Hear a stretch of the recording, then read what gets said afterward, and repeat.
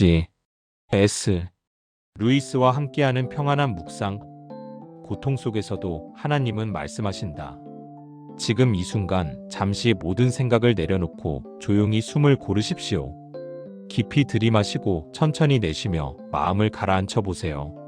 하나님은 지금도 당신과 함께 계십니다. C.S. 루이스는 한때 하나님을 믿지 않던 사람이었습니다. 그러나 그는 삶의 고통과 인간의 한계를 깊이 경험한 뒤 이렇게 고백합니다. 하나님은 우리의 기쁨 속에서는 속삭이시지만 고통 속에서는 크게 외치신다. 우리는 힘들 때 종종 하나님이 침묵하신다고 느낍니다.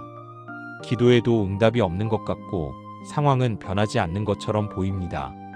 하지만 루이스는 말합니다.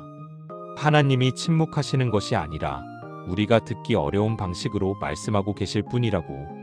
지금 당신의 마음을 가장 무겁게 하는 것은 무엇입니까? 미래에 대한 불안일 수도 있고 관계의 상처일 수도 있으며 설명하기 어려운 외로움일 수도 있습니다.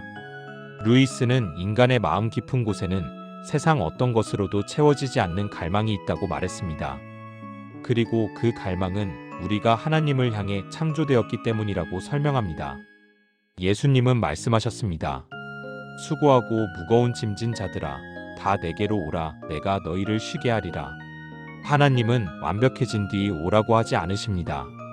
있는 그대로 오라고 하십니다. 우리가 평안을 잃는 이유 중 하나는 너무 많은 것을 혼자 붙들고 있기 때문입니다. 내 문제, 내 걱정, 내 미래를 스스로 해결하려 할수록 마음은 더 무거워집니다.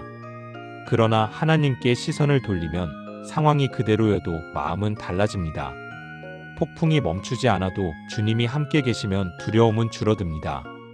루이스는 또 이렇게 말했습니다. 겸손은 자신을 적게 생각하는 것이 아니라 자신을 덜 생각하는 것이다. 하나님께 마음을 향할 때 우리는 자기 생각의 소용돌이에서 벗어나 참된 쉼을 경험합니다. 하나님과의 관계는 특별한 감정이나 지식보다 함께 있음에서 시작됩니다. 사랑하는 사람과 조용히 앉아있기만 해도 편안해지는 것처럼 하나님과의 친밀함은 설명하기 어려운 평안을 줍니다. 성경은 약속합니다.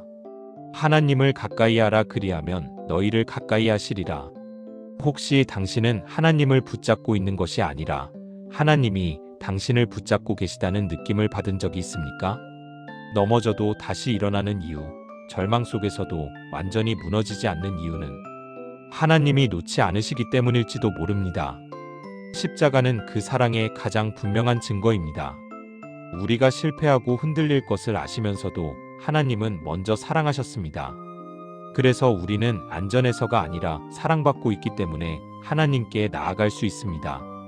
이 땅에서 완전히 만족할 수 없는 이유는 우리의 진짜 집이 하나님 안에 있기 때문입니다. 우리는 잠시 이 길을 지나가는 나그네와 같습니다. 어둠이 깊을수록 별이 더 선명하게 보이듯 인생의 어려움 속에서 하나님의 빛은 더 또렷하게 드러납니다. 이제 마음속으로 조용히 기도해 보십시오. 하나님, 저는 지쳤습니다. 그러나 주님 안에서 쉼을 얻고 싶습니다. 제 마음을 평안으로 채워주십시오. 성경은 약속합니다. 모든 지각에 뛰어난 하나님의 평강이 너희 마음과 생각을 지키시리라. 이 평강은 상황이 좋아져서 오는 것이 아니라 하나님이 함께 계시기 때문에 오는 평안입니다. 당신은 혼자가 아닙니다. 지금도 하나님은 당신 곁에 계시며 조용히 말씀하십니다. 두려워하지 말라. 내가 너와 함께함이라. 다시 한번 깊이 숨을 들이마시고 내쉬십시오. 마음의 무거운 짐을 하나님께 맡기십시오. 당신은 붙들려 있고 사랑받고 있으며 결코 버려지지 않았습니다.